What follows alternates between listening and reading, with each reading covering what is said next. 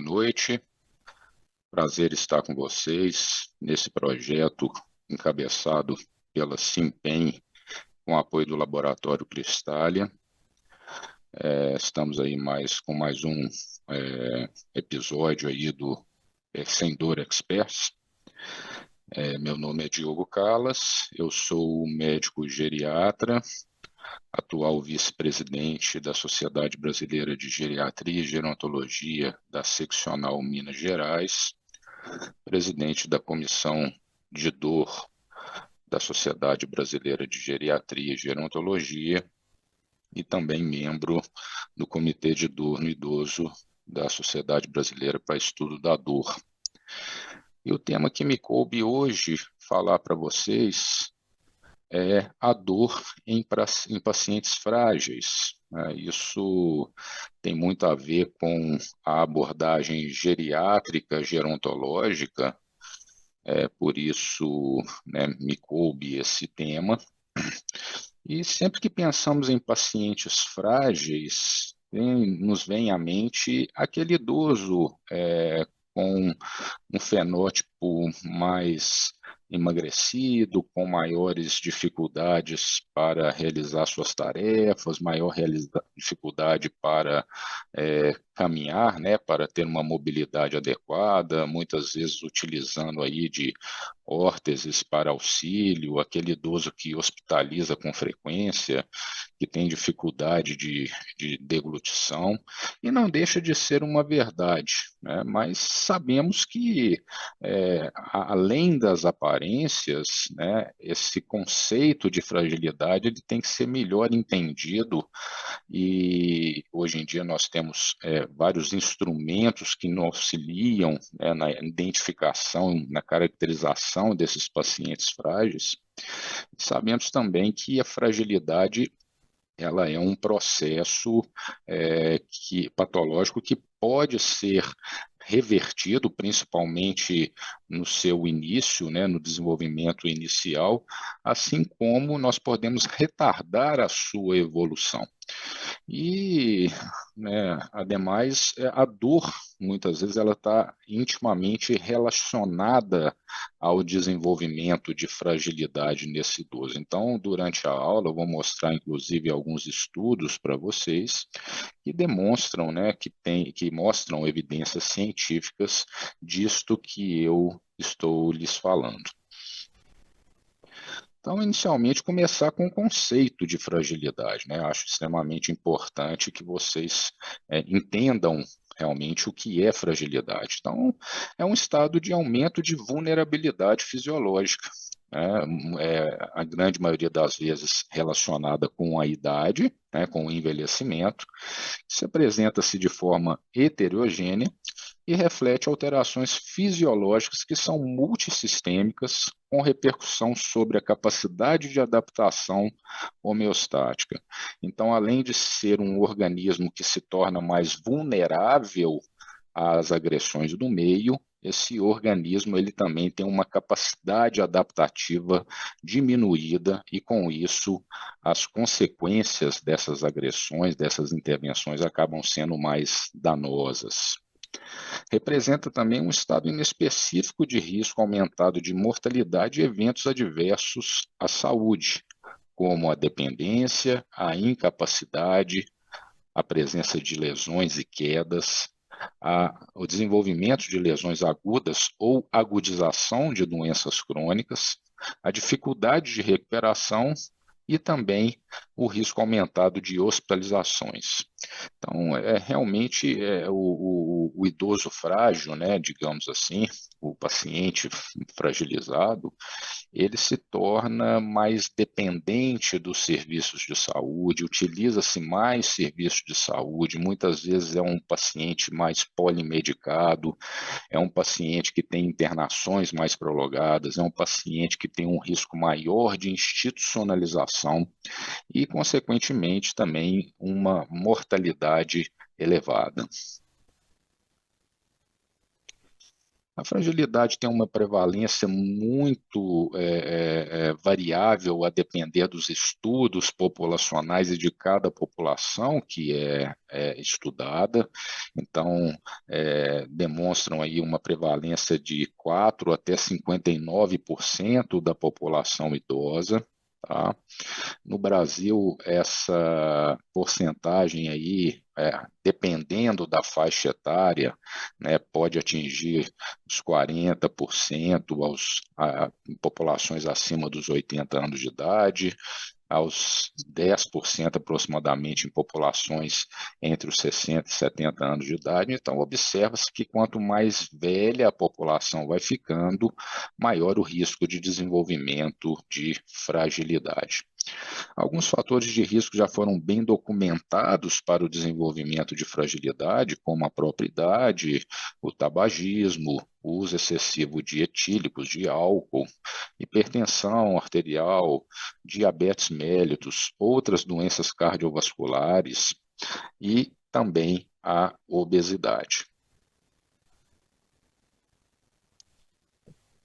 Então, veremos aí, né, dentro dos conceitos, dos instrumentos, muitas vezes que utilizamos para o diagnóstico de fragilidade, que existem alguns conceitos fundamentais que devem ser entrelaçados e inseridos aí do ponto de vista conceitual. Tá?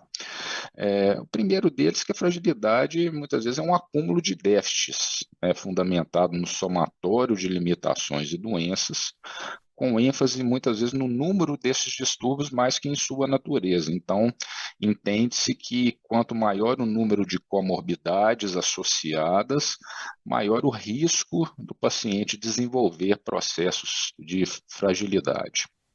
Outro conceito importante é a questão da redução na reserva funcional envolvendo múltiplos sistemas orgânicos. Então, não somente ter várias comorbidades, mas entende-se que quanto menor a reserva funcional e menor a capacidade adaptativa daquele sistema, maior o risco de desenvolver fragilidade. E o terceiro conceito é um conceito mais multidimensional, um pouco mais amplo, porque ele traz consigo a questão das perdas, não somente do ponto de vista fisiológico, mas também do ponto de vista social, econômico, né? E isso acaba realmente acontecendo com o paciente fragilizado. Nem sempre os instrumentos que nós utilizamos para denotar fragilidade, eles englobam, né, esse conceito de fragilidade social, de fragilidade econômica, né? Muitas vezes isso acaba acontecendo mais dentro de uma perspectiva de vulnerabilidade, mais do que de fragilidade, mas sabemos que esses conceitos muitas vezes eles são entrelaçados, né? Então acaba-se que o idoso, né, fragilizado, ele também tem muitas perdas e se torna mais vulnerável do aspecto social e também do aspecto econômico. Então, vamos tentar esclarecer um pouco, de forma mais minuciosa, a fisiopatologia, né, do desenvolvimento desse processo de fragilidade. Isso tudo, como eu disse para vocês, acontece muitas vezes pelo acúmulo de várias comorbidades associadas ou fatores de risco associados. Isso, muitas vezes, associado também a uma predisposição genética, que é fundamental, né? Nós sabemos que populações com maior predisposição genética a desenvolver fragilidade têm maior risco do que aquelas que não têm uma predisposição genética. Então, além da questão genotípica, né, várias doenças como demências, depressão, outras doenças crônico-degenerativas, como as doenças cardiovasculares, as doenças renais, alterações sensoriais, a presença de polifarmácia, as hospitalizações frequentes, tudo isso, né, acumulado e associado, acaba gerando uma série de alterações intrínsecas, patológicas dentro do organismo, que envolvem desregulações do ponto de vista neuroendócrino e a produção exacerbada de citocinas inflamatórias, né? E isso vem gerar uma condição que muitas vezes nós denominamos como inflammaging, que é um estado de inflamação crônica de baixa intensidade que acaba resultando em alterações fisiológicas desse organismo ao longo do tempo, né? Esse conceito de inflammaging, cada vez ele é mais utilizado dentro, né, da geriatria e da gerontologia. Existem, inclusive, alguns estudos que denotam marcadores inflamatórios para nós estarmos identificando a presença desse processo crônico patológico, e sabemos que algumas condições estão associadas ao seu desenvolvimento, como, por exemplo, a predisposição genética, a obesidade e alterações na microbiota intestinal. São três condições já bem estabelecidas para o desenvolvimento dos processos inflamatórios crônicos no organismo em processo de envelhecimento. E sabemos que esse processo inflamatório, ao longo do tempo, ele vai causando uma série de alterações do ponto de vista energético, né?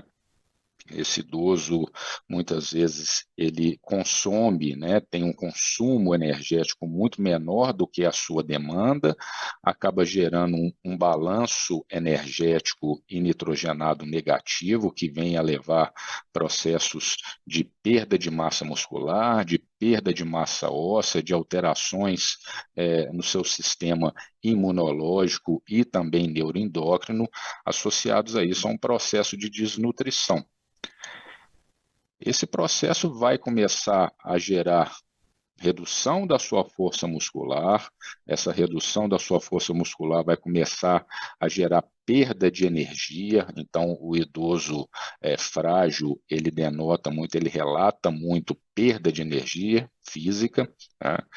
Com isso ele começa a ficar mais inativo, começa a diminuir a sua mobilidade, começa a ter perdas funcionais, então começa a ter necessidade de auxílio de terceiros para realizar as tarefas do dia a dia. Isso pode começar com caminhadas mais longas, com atividades que ele executava anteriormente, como ir ao banco, ir ao supermercado, encontrar com os amigos, praticar uma atividade física numa academia, e posteriormente começa a se observar isso do ponto de vista de atividades básicas do dia a dia, como dificuldade de se vestir uma roupa, dificuldade de organizar o próprio ambiente doméstico, de cozinhar, e isso vai evoluindo até perda de mobilidade, né? Quanto mais perda, né, de força muscular, de mobilidade esse indivíduo vai tendo, começam a surgir riscos, né, inerentes de eventos acidentais, como, por exemplo, quedas. Ele começa a ficar mais imobilizado, começa a aumentar o risco de lesões, como, por exemplo, lesões por pressão, né? Isso vai trazendo para ele aí um processo de incapacidade, né? De forma progressiva, esse idoso ele começa a evoluir para um quadro de imobilidade, junta-se a isso essa imunodeficiência que vai se evoluindo, né, aumenta o risco dos processos infecciosos, como pneumonias, como infecções urinárias, como lesões, infecções de lesões por pressão, e isso acaba, né, gerando a esse indivíduo um risco maior de hospitalizações, de consumo de serviços de saúde e, consequentemente, ao óbito a longo prazo. E nós sabemos que todo esse processo, ele é retroalimentado, né? Então, quanto mais perda de força, maior a perda de vontade de se alimentar, né? Então, isso vai piorando ainda mais o balanço nitrogenado. Quanto mais sarcopênico ele vai ficando, mais inativo ele vai ficando. Então, todas essas condições ele também se retroalimentam e acaba que se desenvolve um círculo virtuoso que vai gerar essas condições finais de incapacidade, imobilidade e aumento no risco de processos infecciosos. Nós temos alguns instrumentos que podemos utilizar para fins de classificação, né, e caracterização da fragilidade. Tá? Um dos mais conhecidos foi desenvolvido por Fried e colaboradores, uma escala de fragilidade proposta pelo Cardiovascular Health Study. Ela é amplamente utilizada, talvez seja hoje a escala, né, os critérios mais utilizados do ponto de vista científico, acadêmico, tá? E ela leva em consideração os 5 principais itens presentes na fragilidade. Primeiro delas, uma perda de peso, né? Existem alguns critérios bem classificados, mas do ponto de vista mais amplo, uma perda de peso não intencional de mais de 4,5 quilos no último ano. Tá? A perda de força muscular, no qual a gente utiliza um instrumento, né, que chama-se dinamômetro manual, que é um instrumento que a gente mede de forma mais precisa a força do membro superior dominante, né, solicitando aí ao participante que exerça, né, contra esse aparelho a maior força possível manual, tá? Sensação de exaustão, que é uma queixa mais subjetiva, né? A gente pergunta para ele se ele se sente cansado, se ele está tendo perda de energia, né? Então, é uma queixa mais subjetiva, a gente não consegue fazer uma aferição mais adequada desse item, né? Desse critério. Lentificação de marcha, né, que a gente avalia aí o tempo gasto para caminhar um percurso de aproximadamente 4,6 metros em linha reta, tá? E, por último, a diminuição da atividade física, tá? Que também a gente utiliza aí um questionário, geralmente o questionário de Minnesota, para avaliação da atividade física exercida por esse idoso. Se nós tivermos 3 ou mais critérios presentes nesse indivíduo, nós podemos considerar que esse indivíduo, que esse paciente, ele apresenta fragilidade. Se um ou dois critérios, nós podemos dizer que esse paciente é um paciente pré-frágil, e se não há critérios, dentre esses que foram apresentados, nós podemos dizer que esse paciente é um idoso robusto. Uma outra escala que também é amplamente utilizada é o índice de fragilidade, desenvolvido por Rockwood e colaboradores, que é uma escala mais ampla, digamos assim, mais utilizada aí em meios acadêmicos para pesquisas, porque é um checklist aí que envolve 70 itens, né? A gente sabe que tem algumas versões menores, de 40 itens, outras até de 20 itens, mas que do ponto de vista prático se torna muito improvável que a gente vá utilizá-lo no dia a dia, né? Então acaba se tornando mais um instrumento para fins de pesquisa, fins acadêmicos, mas nesse contexto ele é muito utilizado. E esses itens, eles identificam aí a presença de várias patologias, a capacidade do indivíduo de realizar atividades de vida diária, sinais e sintomas clínicos e até testes laboratoriais para identificação de fragilidade, tá? Um terceiro item, que é um índice que nós utilizamos, que é muito mais prático para o nosso dia a dia, que é o índice SOF, Tá? Esse sim, eu acredito que seja dos três o mais prático, mas que tem realmente uma menor sensibilidade do que os demais, mas que nós utilizamos no nosso cotidiano, na nossa prática clínica, que apresentam critérios muito mais simples e se baseia em somente três componentes. Tá? O primeiro deles é aquela perda de peso de 5% do peso corporal em 2 anos, independentemente da intenção ou não de se perder peso. Incapacidade para se levantar de uma cadeira 5 vezes sem utilizar os braços. Então, a gente faz o teste com o idoso numa cadeira sem braços para evitar que ele apoie, pede para ele não apoiar também sobre os membros, nem inclinar a sua coluna para facilitar a levantar. Tá? Isso durante 5 vezes, então ele levanta, senta por 5 vezes, e pergunta a ele sobre a questão da energia, né, que também é uma avaliação subjetiva. Tá? Então, se os três instrumentos, os três critérios estão presentes, nós podemos dizer que esse indivíduo ele é um idoso frágil. Se a gente tem somente dois desses critérios, a gente pode falar que esse idoso é um idoso pré-frágil. Agora fica uma pergunta que sempre se faz nos estudos hoje em dia, que trabalham esses conceitos de fragilidade e de dor. Seria a fragilidade um fator de risco para o desenvolvimento de dor? Outra coisa, seria a dor também um fator de risco para o desenvolvimento de fragilidade? Então, vou trazer aqui três dos principais trabalhos da área sobre fragilidade e dor para tentar responder essa pergunta para vocês. Tá? A primeira delas, esse estudo CHAMP, tá? Que é um estudo realizado na Austrália, é um estudo de corte prospectivo, que incluiu aí somente pacientes do sexo masculino com uma idade acima de 70 anos de idade, tá?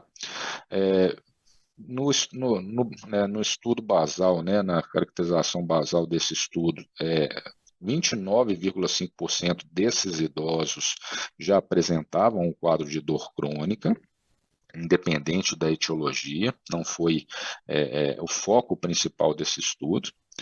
23,4% já apresentavam dor limitante nas atividades de vida diária ao início do estudo, né? E a escala de fragilidade utilizada foram aquelas primeiras que eu mostrei para vocês, da Cardiovascular Health, né, que foram desenvolvidas por Field. Tá?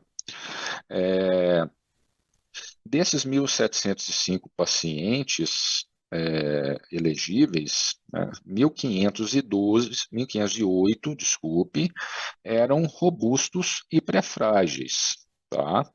Desses, aproximadamente aí 50% já apresentavam síndromes dolorosas desde o início do follow-up. Tá? E desses que apresentavam síndrome dolorosa, 12,4% desenvolveram fenótipo de fragilidade ao final do estudo, tá? Ao contrário de somente 6,6% idosos sem dor. Tá? Então, observou-se aí uma relevância estatística quanto à presença de dor e o desenvolvimento de fenótipo de fragilidade.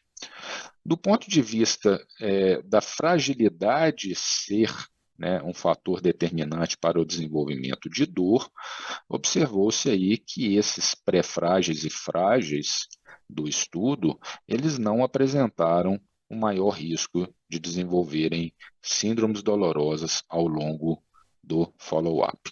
Um segundo estudo é esse estudo ELSA, né, English Longitudinal Study of Aging, tá? É um estudo bastante interessante e dos braços desse estudo também estudou, né, se a fragilidade nos idosos, independente do gênero, eles eram fatores de predisposição para o desenvolvimento de fragilidade, tá? Então, foram incluídos nesse estudo 5.300 participantes de ambos os sexos, tá? Sendo que o mais prevalente era o sexo feminino, 56% deles. O follow-up desse estudo foi durante 8 anos, tá?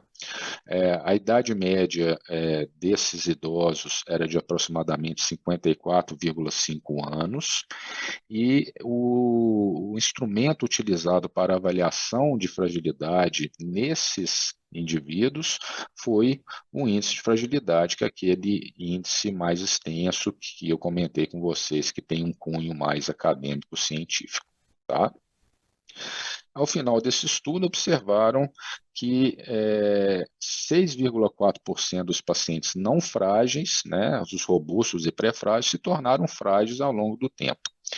E que o maior risco para o desenvolvimento de fragilidade nesses indivíduos foram idade avançada, a presença de sintomas depressivos, o menor índice de atividade física e a severidade da dor. Tá? Então, além da presença de dor, a severidade da dor foi um fator determinante, né, para o desenvolvimento de fragilidade nesse grupo que desenvolveu, né, essa condição ao longo do follow-up. Tá? Não fica bem claro para a gente nesse estudo se a severidade da dor como fator de risco isolado seria determinante para desenvolvimento de fragilidade, tá? As outras condições associadas já foram muitas vezes bem estudadas, principalmente presença de depressão, inatividade física e idade avançada, tá? Então fica aí também essa observação. O terceiro estudo, que é uma meta-análise, né, uma revisão sistemática, inclusive de autores brasileiros, é um estudo que incluiu aí 5 estudos de corte prospectivo nessa meta-análise, um total de mais de 13 mil idosos com idades entre 59 e 85 anos de idade. Tá? E, né, após a análise desses estudos, desses 5 estudos incluídos, observou-se que dor persistente, né, aquela dor crônica, né, ela está associada sim ao desenvolvimento de fragilidade. Portanto, mas, entretanto, ao contrário do estudo anterior, não conseguiram identificar a associação entre severidade da dor e fragilidade. Então, os autores mesmo, eles atentam pela necessidade de novos estudos para se identificar se a severidade da dor estaria relacionada ao desenvolvimento de fragilidade. E o que a fragilidade implica, né, no manejo da dor? Ora, sendo a fragilidade uma condição tão complexa e tão multidimensional como eu acabei de mostrar para vocês, nós temos várias barreiras, né, nesse indivíduo que nos dificultam o manejo da dor, né? A primeira delas, a questão da limitação diagnóstica. Muitas vezes, este idoso ele pode apresentar limitações cognitivas e muitas vezes funcionais, né? Então, esse indivíduo tem uma dificuldade na caracterização da dor, na localização da dor, né? De caracterizar a intensidade da dor, tá? Dificuldade no autogerenciamento da dor. Então, o idoso frágil ele já tem uma dificuldade de autocuidado, né? Ele já precisa de terceiros para realizar, muitas vezes, as suas tarefas do dia a dia. Então, nem se fala no autogerenciamento da dor, né? Na tomada de decisões, na execução de tarefas que melhorem, né, o curso, né, da dor ao longo do tempo. Então, o autogerenciamento da dor fica realmente muito prejudicado. Existem limitações físicas na implementação e manutenção de terapias não farmacológicas, então, instituição de atividades físicas regulares, realização de fisioterapia, massagens, enfim, demais outras terapias não farmacológicas existentes. Fica muito complicado você também instituir esse tipo de terapia não farmacológica por barreiras não somente físicas, muitas vezes até sociais e econômicas. E tem também as questões relacionadas à farmacocinética e farmacodinâmica da droga, né, das drogas que vão ser utilizadas para tratamento da dor nesse idoso frágil, né? Então, nós sabemos que as respostas às terapias analgésicas elas podem ser muito variadas por vários fatores, né? Por exemplo, alterações de motilidade gástrica, então há uma dificuldade maior a nível de absorção de medicamentos, né? Redução nas proteínas plasmáticas, então algumas medicações que se ligam muito à proteína plasmática, por exemplo, começam a ter uma fração livre plasmática maior, aumenta-se o risco aí de eventos adversos. Redução no metabolismo hepático, então as drogas que são dependentes, naquelas pré-drogas que são dependentes do metabolismo hepático, muitas vezes tem um efeito um pouco mais imprevisível, né? Então a gente acaba tendo que ter um certo manejo desses profármacos, né? Acaba ficando um pouco imprevisível como vai ser a ação dessas drogas. Redução da excreção renal, nós sabemos que existe uma diminuição do clearance aí, da função renal, então a taxa de filtração glomerular estando prejudicada e quando administramos fármacos que tenham uma alta taxa de excreção renal, a gente acaba aumentando o risco aí de toxicidade, aumenta a meia-vida da droga, então isso também acaba sendo um impasse e aumenta muito o risco de eventos adversos relacionados a medicamentos, né? Além disso, a questão da interação droga-droga e droga-doença, né? São pacientes polimedicados, são pacientes com policomorbidades. Então, nós temos que também selecionar drogas que se encaixem melhor, né, no perfil desse indivíduo, né? Então, o paciente, por exemplo, tem uma doença renal avançada, então nós vamos ter que evitar drogas que sejam de excreção renal. O paciente que tem uma doença cardiovascular descompensada, evitar drogas que possam interferir, né, no aspecto cardiovascular daquele indivíduo, assim como interação de várias drogas, né, por exemplo, analgésicos com antipertensivos, né, por exemplo, o uso de anti-inflamatórios em pacientes cardiovasculares, uso de anti-inflamatórios em pacientes com doença renal avançada, uso de alguns opioides, né, com outras classes de drogas, né, que possam ter o mesmo sítio de metabolização e competirem ali para aquele sítio do citocromo P450. Então, se torna necessário que o prescritor saiba, né, entenda um pouco de farmacologia para que evite aí essas interações medicamentosas e essas interações com outras comorbidades, com o intuito de ser mais eficaz, né, do tratamento ser mais eficiente, assim como diminuir os riscos de eventos adversos relacionados à medicação. Então, acaba sendo um estado de arte realmente prescrever medicações analgésicas para esses pacientes. E a fragilidade é possível tratar e possível prevenir? Sim, né? Isso é bem claro para nós que somos geriatras e gerontólogos. É possível, sim, nós prevenirmos a fragilidade, é possível nós tratarmos a fragilidade. Isso cada vez vem se tornando mais difundido na classe médica, né? Muitas dessas medidas de prevenção de fragilidade já são adotadas para prevenção primária e secundária de outras condições clínicas, como, por exemplo, mudança no estilo de vida, né? Suspensão do tabagismo e da ingesta excessiva de álcool, tratamento rigoroso de doenças crônicas e rápido de doenças agudas, né? Então, um manejo adequado, por exemplo, de hipertensão arterial, de diabetes mellitus, né, de insuficiência cardíaca, de doença coronariana, de doença renal, etc. Alimentação balanceada e diversificada, manutenção da atividade física adequada e o uso judicioso de medicamentos. Sabemos o quanto medicações podem ser danosas ao indivíduo idoso, né? A gente vê aí muitos estudos, principalmente americanos e europeus, mostrando como são frequentes as visitas ao pronto-socorro e taxa de internação de idosos devido a eventos adversos a drogas, tá?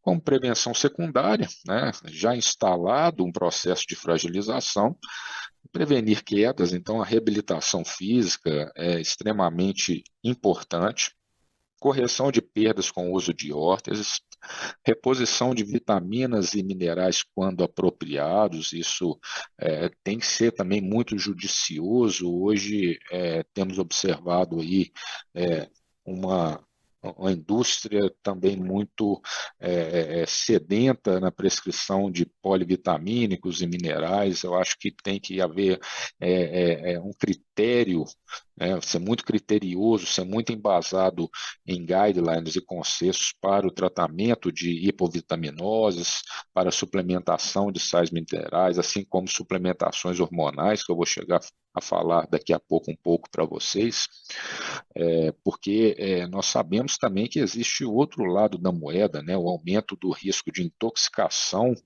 por uso indiscriminado de algumas vitaminas em excesso, né, o uso de sais minerais e distúrbios hidroeletrolíticos importantes. Então, tenhamos muito calma, né, muita parcimônia e sejamos embasados aí por consensos clínicos para a prescrição dessas medicações. Mas existem sim algumas indicações bem claras e concisas quanto a isso.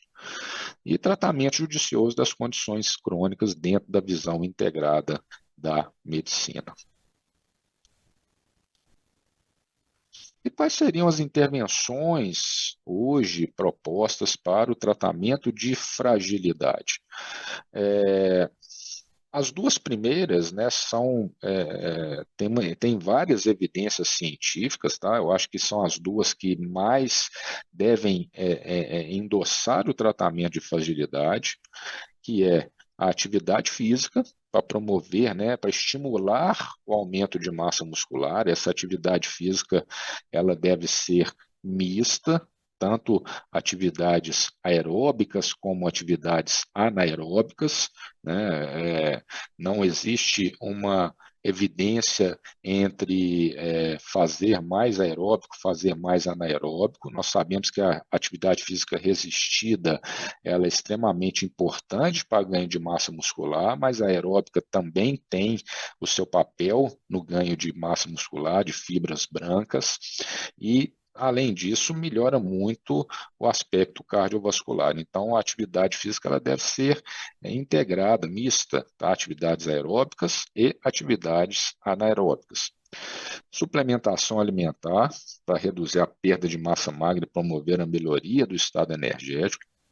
Isso é uma condição desafiadora, principalmente com relação ao idoso. Nós sabemos das várias questões envolvidas, desde da ingestão, né? O idoso tem perdas relacionadas à dentição, dificuldade de mastigação, perda de paladar, então acaba que né, aquela sensação de prazer provocada pelo paladar, ela está prejudicada, então o idoso acaba evitando alguns grupos alimentares que não são tão palatáveis, né, acabam direcionando mais o seu gosto, o seu paladar para alimentos mais adocicados, onde eles têm mais paladar, e a gente sabe que os alimentos adocicados nem sempre têm um valor energético e nutricional adequado.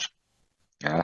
Eles tendem a comer, a ingerir menos proteína, né, por essa própria questão de mastigação, de palatabilidade, de digestão, né, por dificuldade dessa motilidade gastrointestinal, acaba que eles se sentem mais repletos, né, mais saciados quando comem poucas porções menores de proteína. Então a gente vê aí no dia a dia, na prática, e você já deve ter observado, né, o idoso come um pouco de carne já se sente muito pleno, toma leite tem dificuldade de gestão. Então, isso se torna uma barreira para o manuseio desses pacientes. Além de que o idoso ele necessita de um aporte proteico maior do que o próprio indivíduo jovem, né, no mesmo estado de atividade, né? Então, assim, a atividade basal, se a gente pegar um idoso versus um adulto jovem, a necessidade de consumo proteico desse indivíduo idoso é maior do que o indivíduo jovem, mas nós sabemos que o indivíduo jovem consome muito mais proteína na sua alimentação do que o indivíduo idoso. Isso acaba gerando esse balanço nitrogenado negativo, e isso favorece muito esse processo de sarcopenia.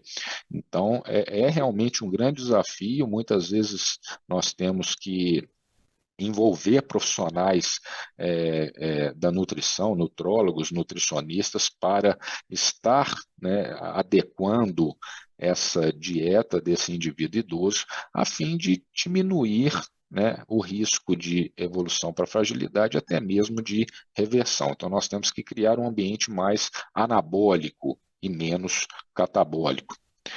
Do ponto de vista de suplementações hormonais e medicações, ainda são temas extremamente controversos, tá? A suplementação hormonal, buscando quebrar esse ciclo de fragilidade em seus componentes relacionados à desregulação neuroendócrina, hoje ela tem as suas indicações precisas, tá? Outra questão que nós temos que refletir aqui nesse momento, que o uso indiscriminado de agentes anabolizantes, eles não necessariamente vão gerar a reversão ou vão prevenir a fragilidade. Os estudos são bem claros em relação a isso, tá? Por exemplo, dar um exemplo bem clássico hoje em dia que a gente vê muito, que é a suplementação de testosterona. Né? A suplementação de testosterona no idoso, ela só é indicada quando o paciente tem critérios clínicos laboratoriais de hipogonadismo. Né? Nesse quadro, a gente vê um benefício no tratamento com reposição hormonal de testosterona. Tá?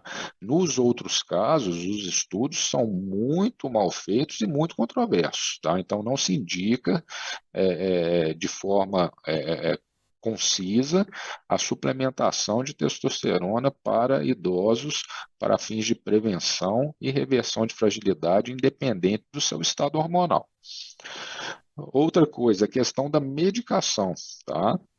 É outra situação aí também extremamente controversa. A gente tem visto aí no mercado vários miostáticos, vitaminas, enfim, né?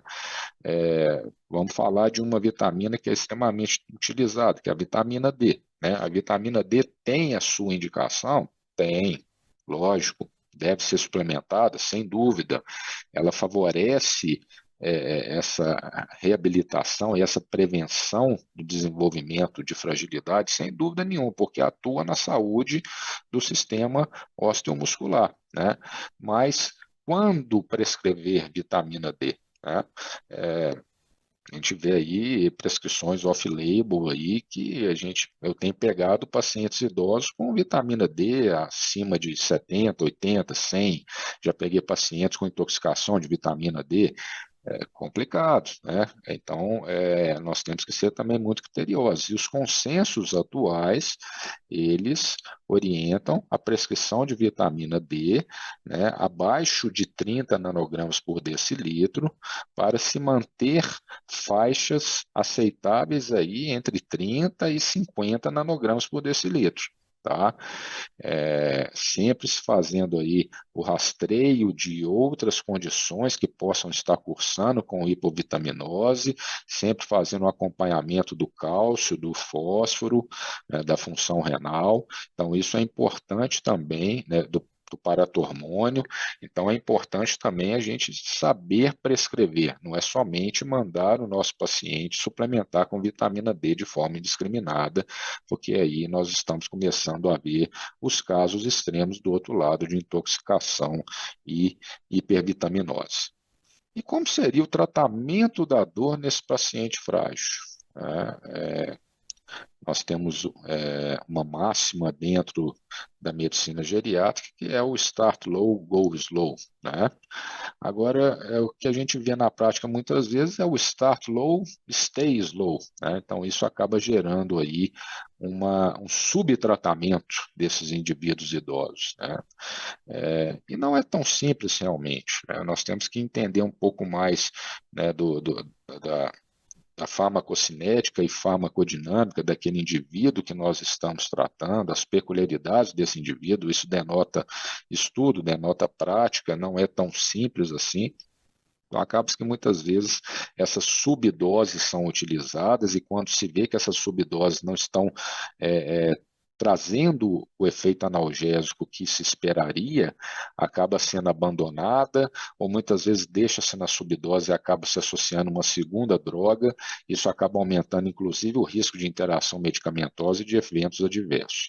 Então, nós temos que começar de preferencialmente com uma droga. Geralmente a gente começa com uma droga, tenta se progredir primeiro naquela droga, né, na dose daquela droga, observando-se aí o efeito terapêutico e os eventos adversos, né, sempre fazendo esse balanço entre efeitos terapêuticos e eventos adversos. Aí sim, né, nós podemos ter uma visão mais certeira da resposta analgésica ao tratamento daquela condição dolorosa. Então, é um tratamento que deve ser individualizado, sempre atento a esses detalhes, tá? É importante a gente observar vias de administração. Nós vamos pegar idosos com disfagia, com dificuldade de deglutição, que vão precisar de soluções orais ou vão precisar de medicações transdérmicas, que vão precisar de outras vias de administração, né, que não a oral, mas, por exemplo, nasoentérica, por gastrostomia, enfim. Isso é importante que a gente também adeque o tratamento àquela condição clínica. Sempre ficar atento às comorbidades, como eu já disse para vocês, né? Doenças renais, doenças hepáticas, doenças cardiovasculares, doenças neurológicas, né? Algumas drogas aumentam o risco de quadros confusionais, deterioração cognitiva, né? E, consequentemente, outros eventos adversos associados a essa deterioração neurológica. O risco de interações medicamentosas, então, realmente, o estudo das drogas se faz necessária, né? E isso, nós que somos neurologistas e nós que somos geriatras, sempre estamos aí estudando, né, a farmacologia das drogas. Eu acho de suma importância que pratiquemos isso no nosso dia a dia. Avaliar o perfil de eventos adversos, dependendo do paciente que está sendo tratado, tá? E, inclusive, saber desses eventos adversos, né? Entender quais os eventos adversos que aquela droga pode estar causando. Tá? E também incluir sempre na nossa prescrição tratamentos não medicamentosos. Nós sabemos que o tratamento da dor ele tem que ser integral, né? Tem que ser integrado. Então, sempre associar tratamentos não medicamentosos aos medicamentosos, porque muitas vezes o tratamento não medicamentoso, inclusive, vai ser um poupador de drogas, né? A gente consegue usar doses menores, né, se nós utilizarmos os tratamentos não medicamentosos associados. Então, como conclusão, né, a presença de dor ela pode contribuir ou acelerar o processo de fragilidade em idosos por meio, principalmente, dos seguintes mecanismos: redução da mobilidade, da atividade física, depressão, isolamento e redução de ingesta nutricional. Nós sabemos que a dor leva a essas condições e isso acelera o processo de fragilização. Essas alterações elas podem deixar os idosos mais vulneráveis e menos capazes de se efetivamente adaptar a estressores fisiológicos. Existe até uma expressão que começou a ser utilizada com relação a essa condição, que é o pain homeostanosis, tá? Que seria essas alterações causadas pela dor que aumentam a vulnerabilidade e torna o indivíduo menos capaz de adaptação a estressores fisiológicos. A fragilidade ela pode estar associada a modificações na percepção da dor e na sua exacerbação devido às alterações neurológicas, esqueléticas, imunológicas e endócrinas, tá? E as alterações relacionadas à idade na neurofisiologia da nocicepção, incluindo a eficácia reduzida do analgésico endógeno do sistema e vias inibitórias desse ambiente da dor, também foi descrita. Então, além de todos esses componentes que nós já falamos, nós sabemos que existem as alterações relacionadas ao sistema da dor, né, a neurofisiologia da nocicepção. Então, isso acaba também, juntamente com o processo de fragilidade, alterando a resposta ao tratamento do indivíduo, né? Então, além do processo de fragilidade, existe o processo de envelhecimento, né, que acaba gerando alterações nesse processo neurofisiológico. É isso que eu queria falar para vocês hoje. Agradeço a atenção de vocês e permaneço à disposição para debates.